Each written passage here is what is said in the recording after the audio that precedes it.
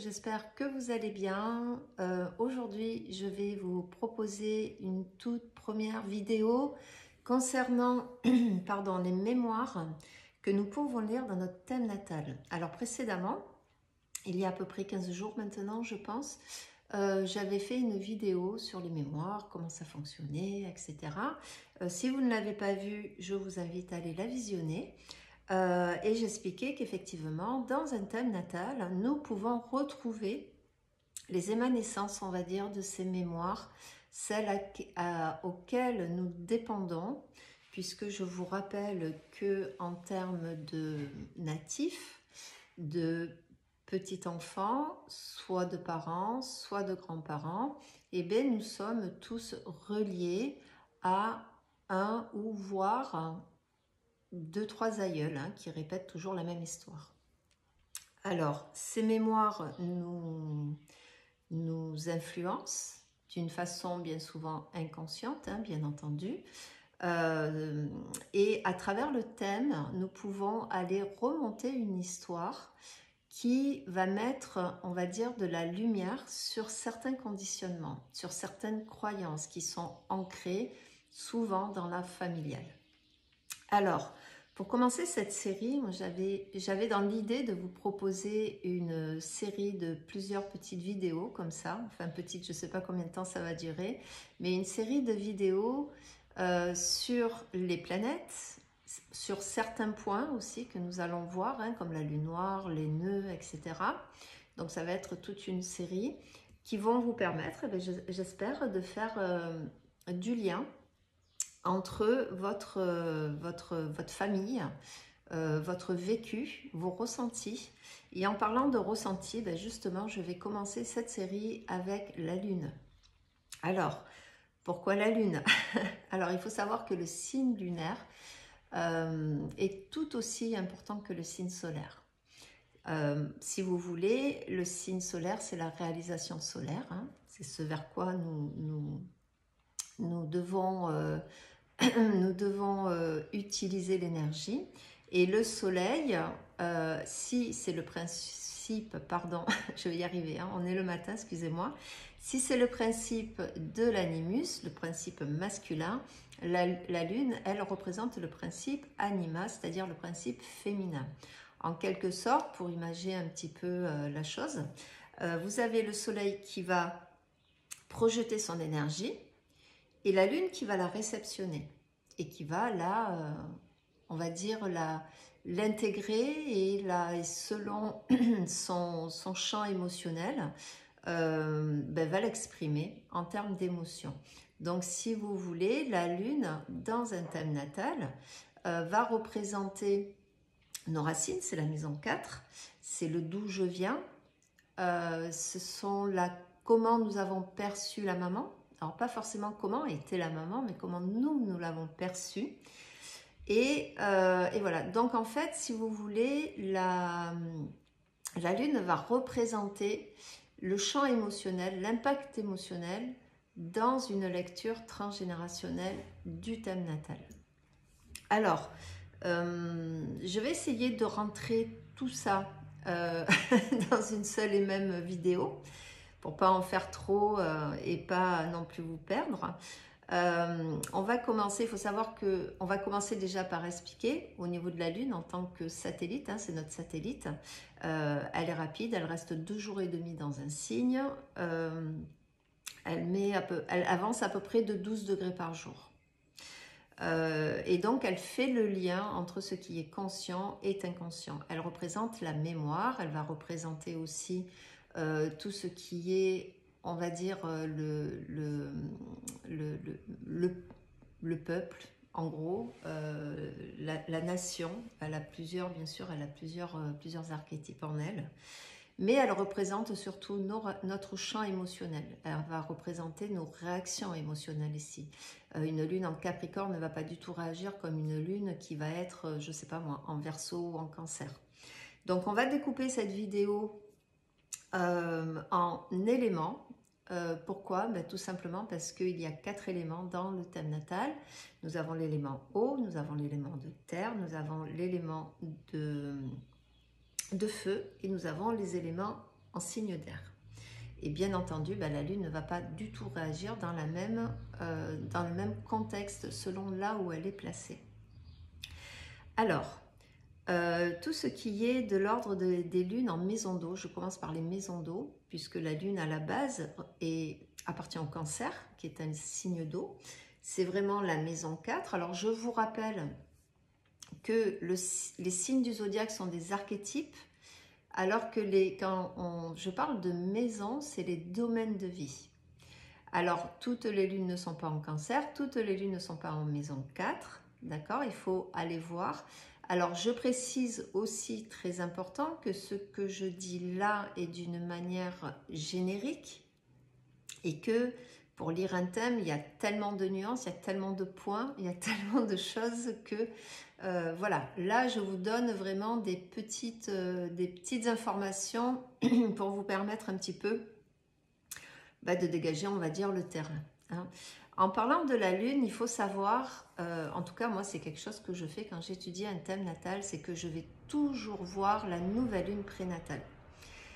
C'est la dernière nouvelle Lune avant votre naissance, parce qu'elle vient ici, les deux principes sont reliés, avant la mise au monde de l'humain, de l'être, et ça va nous raconter aussi une histoire, de savoir où finalement, qu'est-ce que le natif va pouvoir,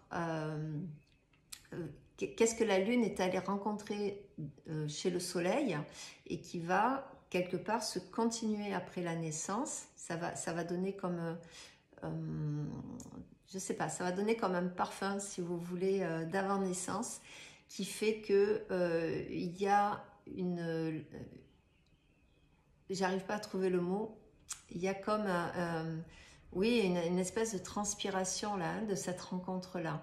La Lune vient rencontrer le Soleil, c'est voilà, réunion au sommet, on vous raconte qu'est-ce qu'on vient faire là, on scelle quelque part une histoire. C'est même assez intéressant de regarder où se trouve cette Lune prénatale dans le thème des parents, en synastrie. En tout cas, moi, c'est ma façon de fonctionner quand je fouine comme ça un petit peu les histoires. Alors, nous allons revenir donc du coup avec la Lune dans les signes d'eau. Donc les signes d'eau, je vous rappelle, c'est le Cancer, le Scorpion et le Poisson. Alors la Lune en Cancer, elle va parler le Cancer est un signe très protecteur, qui a besoin d'énormément de protection, qui peut se renfermer. Hein. Il y a un champ émotionnel ici qui est profond, enfantin. Donc une Lune en Cancer. Alors ce que j'ai remarqué souvent dans les lunes en Cancer, c'est qu'il peut y avoir des quiproquos quant à la place des uns et des autres. On va retrouver par exemple des natifs qui ont parentifié la maman ici. Alors la Lune représente la mère, hein, celle qui porte les mémoires. Alors elle est très reliée à la mère, mais ça ne va pas forcément parler de l'aïeul auquel vous dépendez. Parce que l'aïeul, ça peut très bien être un tonton, ça peut être un grand-père, ça peut être un arrière-grand-père, ça peut être une arrière-grand-mère. Voilà, tout ça, il faut l'affiner. Hein. Mais ici, on va parler de ce que la maman a transmis en termes de mémoire, et c'est pour ça que la Lune, du coup, c'est comment on perçoit la maman et non pas forcément comment est la maman. Donc la Lune en Cancer, ici, on est vraiment dans l'archétype de la maman, dans l'archétype de la mère, protectrice, bienveillante, nourricière. Et dans les mauvais côtés, on va plus retrouver une maman enfermée ou enfermante, qui a tendance à infantiliser ou à être infantilisée. C'est-à-dire qu'ici, l'enfant peut carrément inverser les valeurs, c'est-à-dire que l'enfant va parentifier le parent parce que la maman, quelque part, est restée dans une sphère enfantine. Voilà, en gros ce que ça veut dire. Donc, il y a quand même dans ces signes d'eau une portée karmique qui va être beaucoup plus forte que dans les signes de terre ou dans les signes... Il y a vraiment une dimension karmique importante ici. Hein. En règle générale, quand on a une lune dans un signe d'eau et qu'on dépiote un peu, on parle souvent de lignée ici maternelle. Hein. Donc, on retrouve dans les bons côtés de cette lune en cancer, donc la bienveillance, euh, voir un peu aussi la maman infirmière hein, qui va faire en sorte que son enfant ne manque jamais de rien, etc. Le mauvais côté, c'est que comme c'est un cancer, et vous savez, un cancer, ça a quand même une carapace, hein, donc il y a une espèce de cuirassé ici autour de la maman, il y a quelque chose ici d'insaisissable en termes d'affection. Soit elle en donne, voilà, on a un thème équilibré, une bonne entente et elle va donner l'affection, soit il y a ce côté-là chez la maman qui est pas tendancieux mais qui est insaisissable en fait. Hein. Elle peut être, voire des fois étouffante ou étouffée, vous voyez. Dans une lune qui parle d'une lune en scorpion, donc ici on est dans le signe d'eau du scorpion, de Pluton et de Mars. Si vous voulez, en termes de signe d'eau, l'eau du cancer est vraiment l'eau matricielle. C'est là l'eau dans laquelle on baigne, dans le ventre de notre maman. Dans l'eau du scorpion, on est plutôt dans l'eau des marées, vous voyez, c'est stagnant. Il y a des choses qui grouillent dessous, mais on ne voit pas forcément qu'est-ce qu'il y a. Alors que l'eau du poisson va être vraiment l'eau de l'inconscient. C'est les profondeurs. On est chez Neptune ici, chez Jupiter. Donc dans l'eau du scorpion, on est ici eh bien, dans la maison 8, on est dans les cycles de vie et de mort. Alors la dimension sexuelle ici est très importante dans le côté libido, création ici. Hein, c'est-à-dire que sans sexualité, que ce soit les animaux, les plantes ou nous, ben, sans sexualité, il n'y a pas de vie. Hein, la vie ne se renouvelle pas. Donc quand je parle de sexualité, ça n'est pas forcément la sexualité humaine telle qu'on l'entend, mais plus cette énergie créatrice. Et pour qu'il y ait un équilibre, forcément, ben, qui dit naissance dit décès à côté. Donc on est dans une eau ici un petit peu mortifère, qui peut porter des mémoires. Et ben là, le champ est vaste. Hein. On peut avoir une perception de la mère toute puissante ici, qui a le droit de vie, de mort. Le natif parfois même a dû, entre guillemets, négocier ou lutter pour rester dans l'utérus. Ça peut être un utérus qui a porté et qui parle de ses mémoires en termes de fausse couche, en termes d'IVG, d'avortement, mais aussi ben, forcément tous les traumatismes sexuels, hein, l'inceste, le viol, voire la prostitution aussi. On peut avoir des mémoires de prostitution. Voilà, c'est une lune où la maman ici est fusionnelle, mais c'est un mélange de je t'aime pas. C'est assez compliqué. Les relations avec la maman ici sont assez intenses. Le champ émotionnel ici en mémoire est très intense. Il y a ce rapport antagonisme entre plaisir et souffrance, entre la vie et la mort. Alors ça ne s'exprime pas forcément d'une façon consciente, hein, bien entendu, mais il y a cet impact-là où lorsqu'on remonte, eh bien, on peut s'apercevoir, après ça dépend si par exemple la maison 5, le lion, la lune noire, selon où elle est placée, on peut parler de décès d'enfant ou de décès de la maman aussi, hein, puisque c'est les lunes en scorpion, donc on peut perdre la maman, et des fois on ne la perd pas forcément physiquement, mais on peut la perdre d'une façon émotionnelle. On peut perdre le côté fusionnel ici, le côté... alors que derrière ça, il y a vraiment un lien très fort. Les lunes en scorpion sont en général très intenses. Hein. Les natifs, s'il y a des natifs qui m'écoutent qui ont des lunes en scorpion pourront peut-être témoigner. Mais le rapport à la mère, le rapport à la vie, à la mort est ici très, très impactant en fait. La lune en poisson, quant à elle, va parler directement d'inconscient. En général, les lunes en poisson ou en maison 12, ici on touche aux profondeurs de l'inconscient. En général, ce sont des lunes extrêmement sensibles. Ce sont de vraies éponges, hein, en règle générale, voire parfois avec certains dons médiumniques. Il y a vraiment le filtre entre l'inconscient, le subconscient et le conscient ici est très très mélangé. Et du coup, on peut parler de mémoire de dépendance, de mémoire en termes de santé et ici en termes de santé psychique, puisque n'oublions pas que l'axe Vierge-Poisson, c'est l'axe de la santé. Donc le Poisson, c'est tout ce qui est santé mentale. La Vierge, c'est tout ce qui est santé physique. D'ailleurs, on retrouve énormément de gens, de personnes dans le soin, dans le service à la personne, avec des lunes soit en Vierge, alors surtout en Vierge, hein, parce que finalement, c'est comment je concrétise ici mon impact émotionnel en aidant l'autre. Alors que la lune en Poisson, elle va plus parler de névrose, va plus parler de dépression, va être extrêmement sensible à tout ce qui est ambiance. Et ici, la maman est fuyante, n'est pas accessible. Il y a une part d'elle qui n'est pas accessible. Donc en Cancer, nous avons cette part affective qui peut être enfermée ou enfermante, étouffante. Alors que dans le Poisson, on va parler plus de la mère fuyante. On va parler de la mère qui porte le secret, elle est comme entourée d'une aura de... Voilà, elle est là, elle n'est pas là en même temps.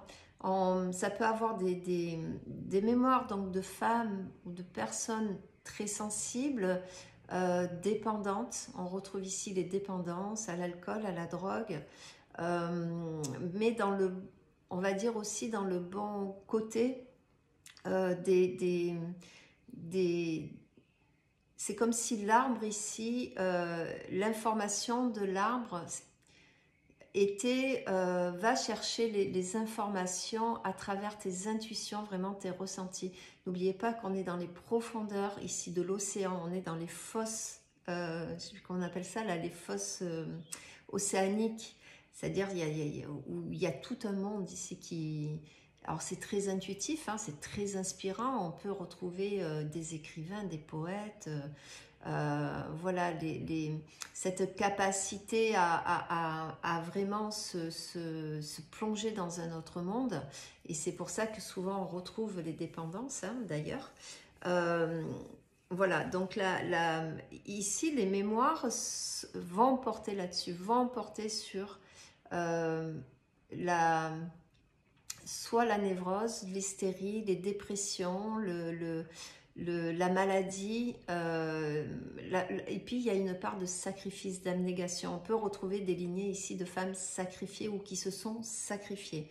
Ça peut arriver, par contre, je vous conte une histoire, j'habite dans un village et je me rappelle que quand j'ai aménagé, et je pense souvent à lui quand je vois des lunes comme ça en Poisson. Dans les familles, souvent un enfant était sacrifié, homme ou femme, et bien souvent des femmes qui ne se mariaient pas, qui n'avaient pas d'enfants, pour s'occuper de leurs parents. Vous voyez, il y a ce côté abnégation, ce côté sacrifice. Donc ça, c'était pour ce qui concernait les lunes en signe d'eau. Et soit en maison 4, soit en maison 12, soit en maison 8. Là, on va passer aux lunes qui se trouvent en signe d'air. Alors, les signes d'air, ça va être la balance, le gémeaux et le verseau. Donc ici, on va parler de lune. Alors, c'est beaucoup plus léger, hein, en général que les signes d'eau. Ici, on va parler de raffinement, on va parler de séduction. Une lune en balance, par exemple, va... être très sensible, alors va percevoir la maman vraiment en tant que petite fille par exemple, mais aussi en tant que petit garçon. C'est ici la mère femme, la mère séductrice, la mère qui est cultivée, et son regard va avoir un grand impact. Ici, c'est pas qu'on est jugé par la maman ou qu'on se sent jugé par la maman, mais la maman a quand même un côté, du moins c'est comme ça qu'on l'a perçu, on va dire quand c'est bien intégré, hein, qu'il n'y a rien qui va contrecarrer, on va dire, cette vision de la maman, mais on la voit cultivée, raffinée, qui aime plaire aux autres. Son intérieur est assez bien décoré et assez joli. Les enfants sont toujours triés à 4 épingles, puisque c'est quand même sa représentation, hein. N'oublions pas que nos enfants sont nos propres projections. Donc voilà, il y a ce rapport qui peut exiger ici d'avoir une certaine classe, une certaine mais qui parle aussi de mémoire de séducteurs, de séductrices. On a des Don Juan ici, on a des femmes qui aimaient bien séduire.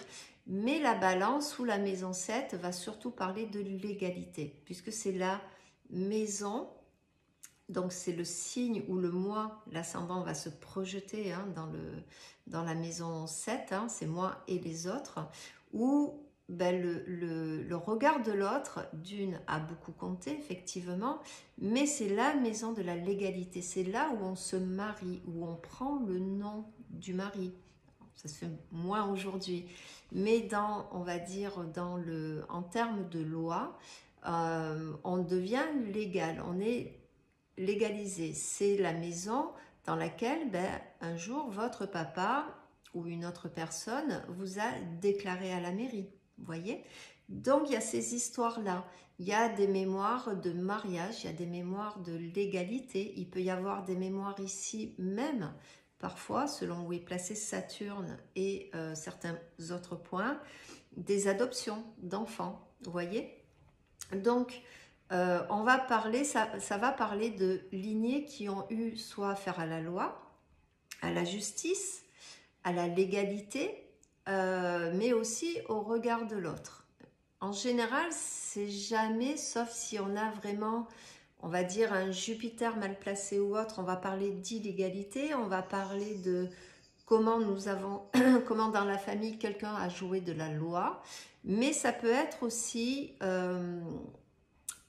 une façon de se présenter à l'autre qui a été importante. On peut retrouver des lignées de négociants, alors peut-être plus en Gémeaux ici qu'en Balance, mais la Balance peut être concernée. Mais il faut savoir aussi que les signes d'air, d'une manière générale, vont parler de réputation. Parce que si vous avez, par exemple, dans un thème, une lune en balance, mais ailleurs vous avez, je sais pas, un Jupiter, un Saturne qui vient contrer ça,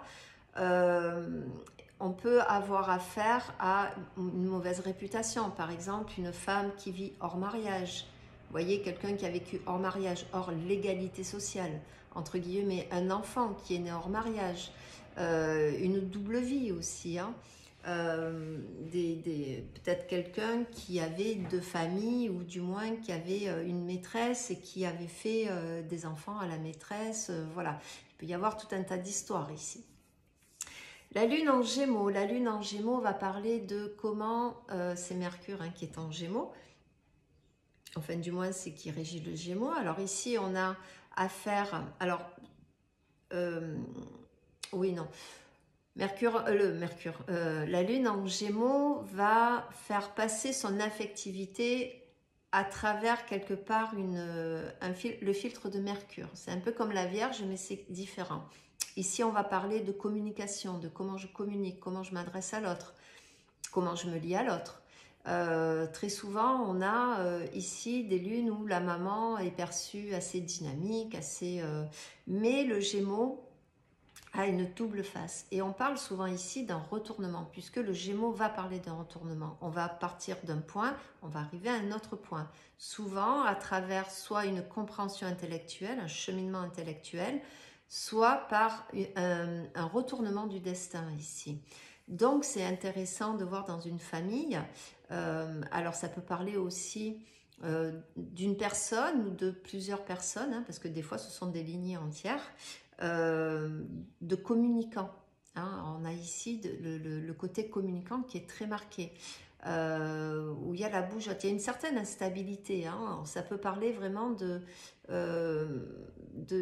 instabilité en termes de métier, etc. En termes d'amour, voilà. Il y a beaucoup on peut être rattaché à quelqu'un qui écrivait, qui communiquait, qui racontait des histoires, qui était enseignant, professeur, puisque je vous rappelle que le Gémeaux est rattaché à la maison 3, on est ici dans les écoles, on est ici dans le professorat, dans la transmission de la parole. Donc c'est intéressant d'aller voir ce côté-là. Mais il y a également, forcément, le côté fratrie. Donc les lunes en Gémeaux souvent vont raconter ce qui se passait dans la fratrie.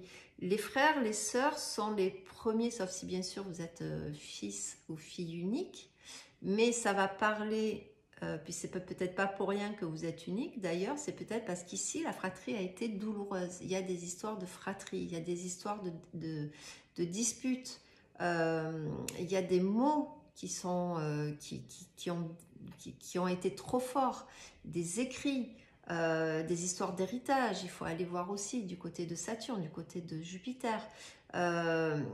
Et ça peut montrer ici des frères, des sœurs qui ne s'entendent pas, des frères, des sœurs aussi qui sont ailleurs. Bon, ben ça là, c'est toujours pareil, il faut aller voir le thème. Mais on peut avoir des frères, des sœurs nés hors mariage, des demi-frères, des demi-sœurs. Hein. Il y a des histoires de cousinade aussi ici, puisque ça représente aussi les cousins, notamment. Ça va représenter, il me semble bien, aussi des histoires de bru et de belle-fille, de beau-fils, de belle-fille. Là, je suis pas sûre. Je m'avance un peu, mais il me semble. En tout cas, c'est tout ce qui rattache l'enfant à une famille. Donc, frère, sœur, cousin, cousine, belle-fille, beau-fils. Et donc, on peut raconter des histoires. Et ici encore, une fois de plus, de réputation. Donc là, il va falloir aller voir Mercure, où est-ce qu'il est placé, etc. Il faut affiner. Enfin, les lunes en Verseau, on est dans la maison 11, on est chez Uranus. Alors, les lunes en Verseau sont particulières parce que c'est un Uranus, c'est l'uranium, c'est le souffle de l'explosion nucléaire ici. C'est un signe d'air, mais on parle ici de nucléaire, hein, d'uranium. Alors, souvent, c'est très nerveux, mais la lune chez Uranus en Verseau ou en maison 11 va venir quelque part chercher à casser un schéma. Quand par exemple vous avez des familles qui sont très, on va dire, qui ne sortent pas d'un chemin, qui sont toujours dans, je sais pas, ça peut être en termes de profession, ça peut être en termes de même d'habitation. Hein. Ici, voilà, une famille qui est très ancrée dans une région et qui répète toujours un petit peu les mêmes schémas, ou qui a vraiment on va dire ici, un traumatisme qui se répète comme ça, très saturnien, qui se répète dans le temps. Là, on va retrouver, pourquoi pas dans un thème, des axes interceptés, des Saturnes rétrogrades, voilà, des Uranus rétrogrades. Et là, la Lune ici va passer par l'émotionnel. Du coup, l'impact émotionnel va venir finalement chercher à casser ce schéma-là. Alors, ça peut être une possibilité. Ici, la maman aussi est perçue comme une personne un peu hors norme, qui pense, dans sa façon de dire, elle dit les choses telles quelles. Alors, c'est la maison 11, on est ici dans la communauté, ici on est dans les associations. Le Verseau, je vous rappelle, un Verseau uranien, parce qu'il y a deux types de Verseau. Ici, on a le Verseau saturnien, qui est beaucoup plus, on va dire, qui sort moins des clous, et le Verseau uranien, le pur uranien, qui lui, si ça lui convient pas, il est capable d'aller vivre tout seul au fin fond de la forêt et d'aller élever ses poules, je sais pas, ou des chèvres sur les plateaux de Larzac là-bas. Hein. Donc on a ici soit une histoire de communauté, mais ça parle aussi du coup de répudiation.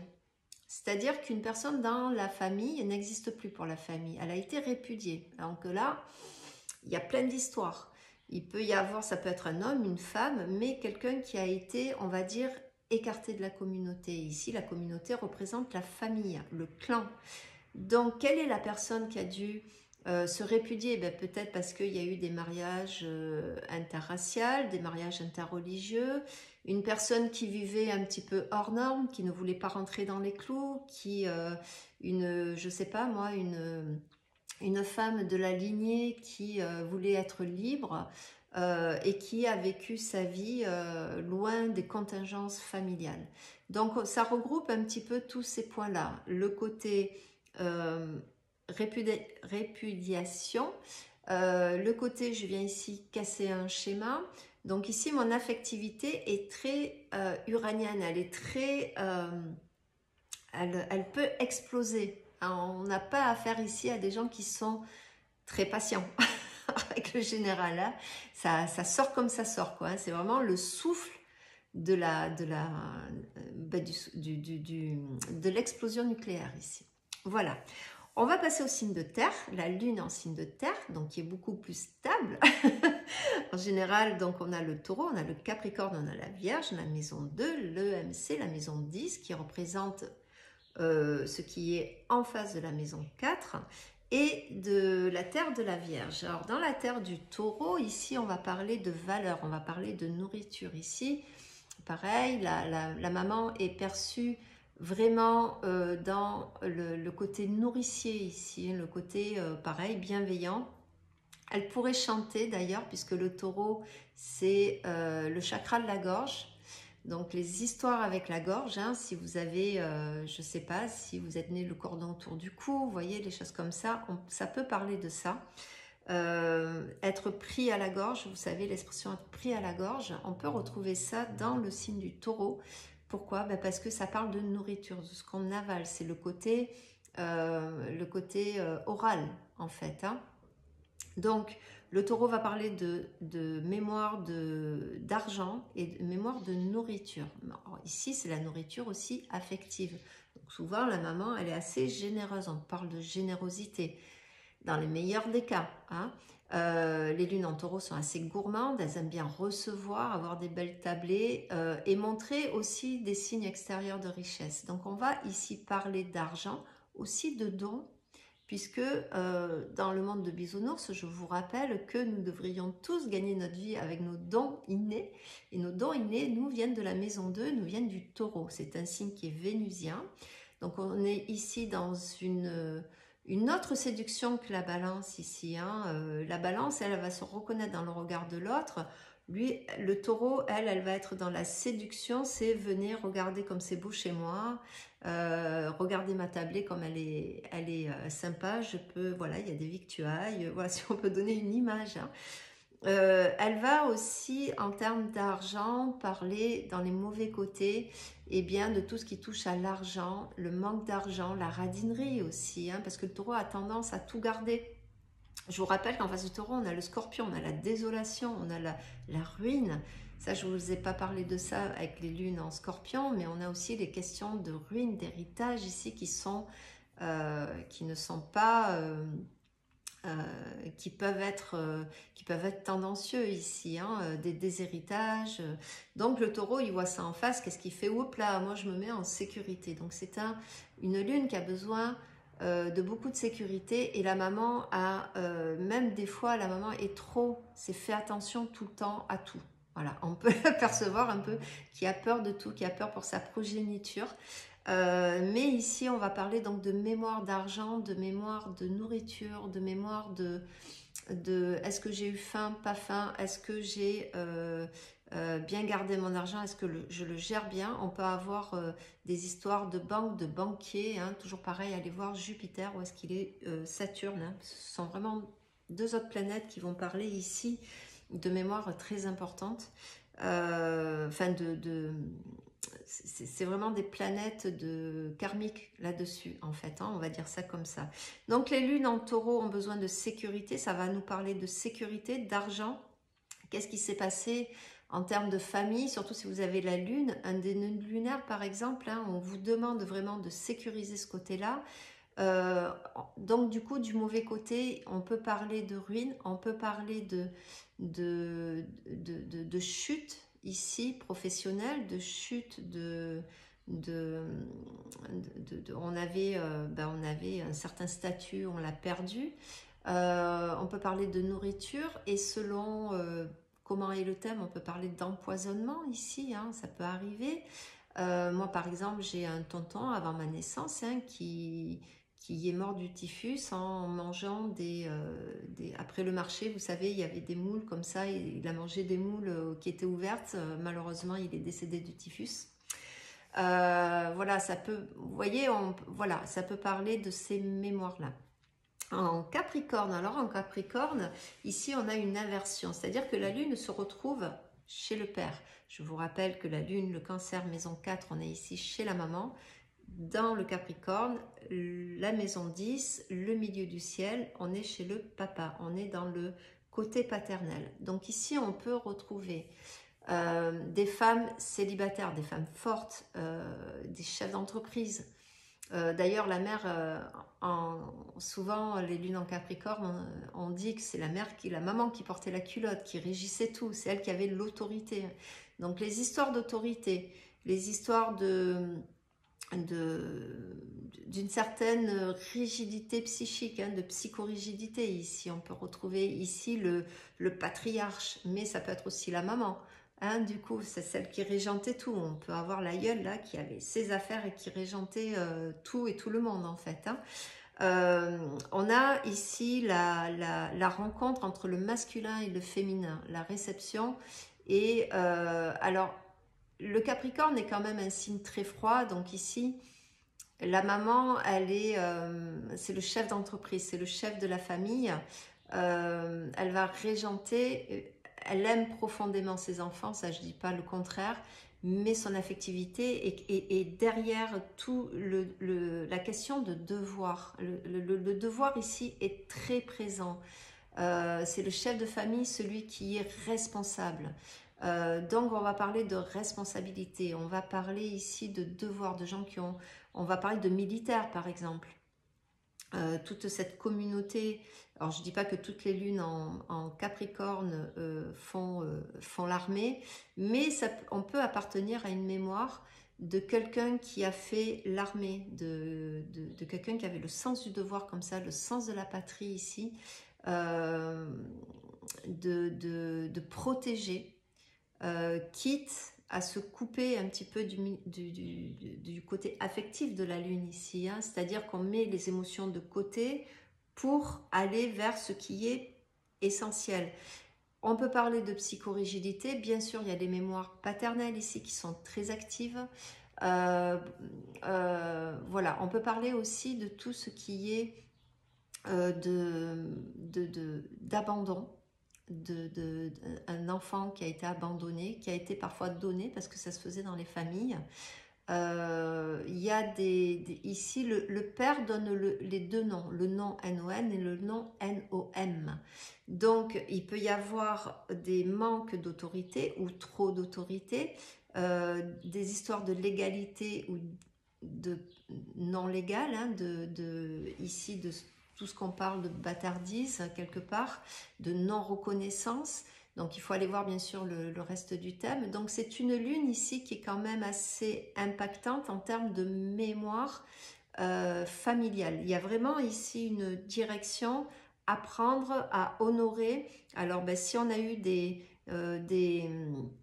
gens psychorigides, peut-être c'est passer par ces émotions pour ouvrir ces émotions, être plus sensible à sa réceptivité, savoir parler, savoir s'adoucir, vous voyez, voilà, pour vous donner un exemple. Ensuite, on va finir par la lune en vierge. La lune en vierge, alors ici, on est dans l'infirmière. Je vous en ai parlé tout à l'heure avec la lune en poisson. On est ici dans le corps physique.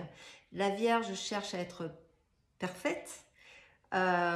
Et donc, du coup, la perfection n'existant pas, il y a un rapport entre la culpabilité, ici, un sentiment diffus, bien souvent un sentiment diffus de culpabilité, pas forcément qui existe dans la vie réelle, parce qu'on n'a pas fait de faute réellement, mais c'est comme si cette lune représentait la culpabilité d'un ancêtre, alors ça peut être dû à plein de choses ici, ça peut être parce que dans la famille, il y a eu une personne qui a demandé justement un sacrifice. Une personne s'est sacrifiée, donc l'autre personne quelque part, alors j'aime pas employer ces mots, mais c'est vraiment pour vous expliquer, a été coupable du sacrifice de l'autre. Vous voyez, donc il y a ce rapport sacrificiel d'abnégation qui est très impactant dans cet axe-là. Donc les lunes en vierge peuvent parler de maladie. Peuvent parler, alors ici on est vraiment dans le physique, la Vierge va parler de tout ce qui est intestinal d'ailleurs, donc là vos émotions, ceux qui portent la lune en Vierge souvent vont somatiser énormément Si vous faites une crise d'angoisse, vous perdez 2 kilos dans la foulée. Vous voyez, c'est parce que ici, tout ce qui est intestin, les intestins, je vous rappelle que c'est la mémoire émotionnelle, justement, c'est notre côté émotionnel, c'est notre intelligence ici émotionnelle. D'ailleurs, quand on est, voilà, quand on est dans l'hyper-contrôle, on va plus être dans la, excusez-moi du mot, hein, mais on va être plus à retenir, hein. Quand on est dans l'angoisse, on a tendance à évacuer, vous voyez. Donc, la Vierge, c'est ça. Donc, on va ici parler des mémoires qui vont porter sur une culpabilité, qui vont porter sur la maladie. Et c'est pour ça qu'on retrouve très souvent des gens qui sont au service et souvent dans le soin, les infirmiers, mais aussi les psychologues, les coachs. Voilà, il y a aussi ce côté enseignant. La Vierge, elle aime bien, je vous rappelle que c'est quand même Mercure, c'est le signe, un des signes que Mercure régit avec le Gémeaux, mais on est ici beaucoup dans l'analytique. C'est-à-dire qu'ici, l'affectivité n'est pas brute. Elle va passer par tout un filtre de Mercure, c'est le pourquoi je ressens ça en fait. Mais qu'est-ce qui m'arrive? Donc elle est toujours en train d'analyser. C'est une lune inquiète. Donc on parle d'inquiétude, on va parler de mémoire, voilà, de maladie, on est inquiet pour quelqu'un. On va prendre en main toute notre petite communauté. On a vraiment la maman infirmière ici, hein. Donc pas une maman qui est forcément très portée sur les effusions de câlins et tout ça, mais par contre qui est là, qui est présente. Et puis alors là, si vous vous blessez, si vous allez mal, si elle va essayer de vous checker intérieurement et extérieurement en fait, hein. Donc des fois les lunes en Vierge, voilà, ça peut être la maman qui comme ça vous pouvez l'être aussi forcément, hein, par projection, hein. Donc on reproduit. Voilà, donc la Vierge va parler de ça, va parler d'abnégation, de sacrifice, de maladie ici, de santé fragile, et du coup bien souvent on va chercher à réparer, à se mettre au service d'eux. Enfin, nous allons finir par les lunes en signe de feu. J'espère que cette vidéo n'est pas trop longue. J'essaye de la faire assez vite. Donc en signe de feu, alors ici on est dans la passion, on est ici dans il y a quelque chose aussi de spontané, de visionnaire même parfois. C'est assez nerveux, hein. Donc la lune en bélier, ici on est dans le premier signe, le signe du printemps. Donc on parle ici le feu du bélier, on est chez Mars. C'est assez casse-cou, donc on peut parler ici d'accident. On parle de tête aussi. Il faut savoir que le bélier, c'est la tête. Donc on peut chercher ici dans les mémoires des gens qui ont eu des soucis avec la tête, ce qui peut vous donner des maux de tête. Ce sont des gens de tête, c'est-à-dire on fonce, on ne réfléchit pas. Donc ça peut parler d'action ici non réfléchie, de quelqu'un qui a perdu la tête en termes, alors pas ici, on n'est pas ici perdre la tête d'une façon dans le poisson, hein, où c'est psychique, non, on perd la tête, ça peut être un accident, faire un AVC, ça peut parler d'une personne qui ont fait, je sais pas, qui ont eu un accident, qui ont fait un AVC, quelque chose qui arrive très soudainement. Alors la maman ici, en bélier, elle est perçue d'une façon assez masculine, hein. Il ne faut pas oublier que le bélier, c'est un signe qui est masculin, qui est yang, hein. Donc on parle d'une maman très active. Syrien, bien sûr, toujours pareil, je vous le rappelle, Syrien ne vient contrer ça. D'une maman active, passionnée, qui a envie d'essayer plein de choses, voilà. Donc dans la mémoire généalogique, on va parler ici de renaissance. C'est comme si passe par tes émotions pour enfin nous sortir peut-être d'un quelque chose de sclérosant. Surtout si vous avez une lune en bélier, puis le reste dans des signes de terre, des signes fixes, vous voyez, où les choses ont du mal à bouger. Et du coup, il va falloir passer par vos émotions pour essayer des choses nouvelles. Donc les lunes en bélier vont parler de ça, peuvent parler de naissance aussi, peuvent parler de quelque chose qui s'est passé au printemps. Ça, je vous en ai pas parlé, mais c'est vrai quand on va chercher... on peut aller chercher les périodes, hein, puisque les signes appartiennent à des saisons, hein, voilà, le début, le milieu, la fin. Donc bon, là je vais pas recommencer toute la vidéo, mais vous pourrez aller checker ça. Donc on parle de quelque chose qui s'est passé au printemps. Alors ça peut être quelque chose de bien, par exemple un mariage, une union, une naissance. Mais ça peut parler aussi, comme c'est Mars, on peut parler ici de violence, de bagarre, d'un acte qui s'est passé d'une façon violente, irréfléchie. Donc c'est intéressant d'aller voir qu'est-ce qui s'est passé dans la lignée, cette portée violente de Mars, hein, ici dans la guerre, le guerrier, hein, ici. D'ailleurs les lunes en maison 1 ou les lunes en bélier peuvent parfois avoir ce sentiment de toujours être en guerre, quoi, contre quelqu'un ou quelque chose. Vous voyez ?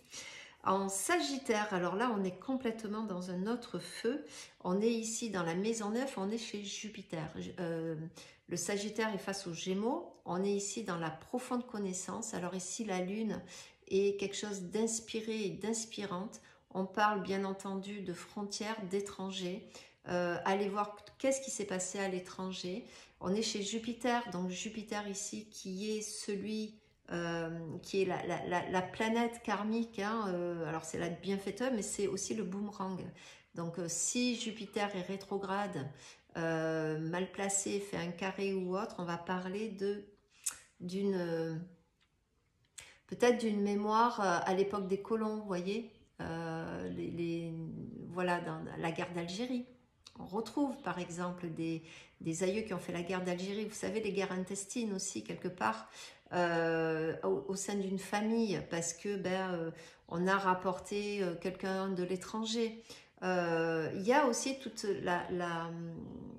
ce qui est spirituel.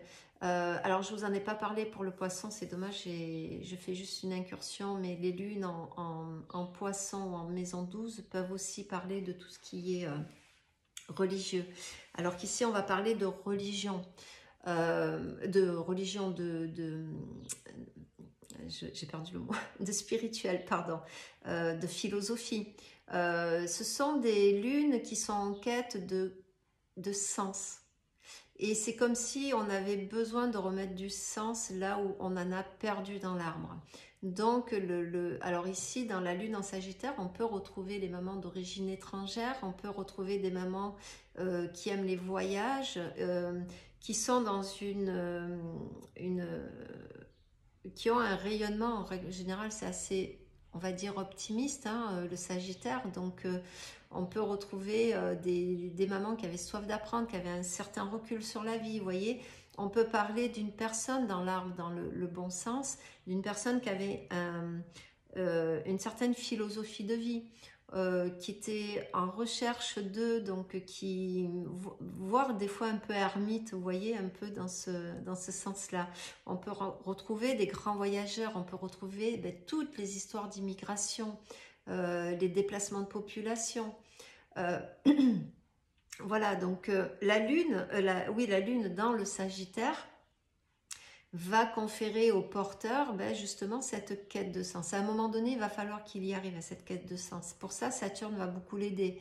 Saturne, je vous rappelle, son but est de nous mener vers une certaine sagesse, hein, à la fin. Donc, elle va passer par cette affectivité. C'est une lune qui a besoin de bouger, d'ouvrir ses écoutilles. Donc, si vous venez d'une famille qui est très fermée, voilà, qui ne bouge pas, qui est toujours à parler des mêmes choses, voilà. C'est une lune qui est aussi portée sur la politique, tout ce qui touche à la politique, tout ce qui touche aux lois ici. Donc, qu'est-ce qui s'est passé dans l'arbre en termes de loi, de jugement, en termes de politique, les conséquences de la politique sur une population qui a dû peut-être s'exiler, émigrer. Et enfin, nous allons finir par la lune en lion. Alors, la vidéo est un petit peu longue, j'espère que vous avez écouté jusqu'à la fin, ou vous êtes peut-être juste simplement allé voir la lune qui vous concernait. Je regarde l'heure, voilà.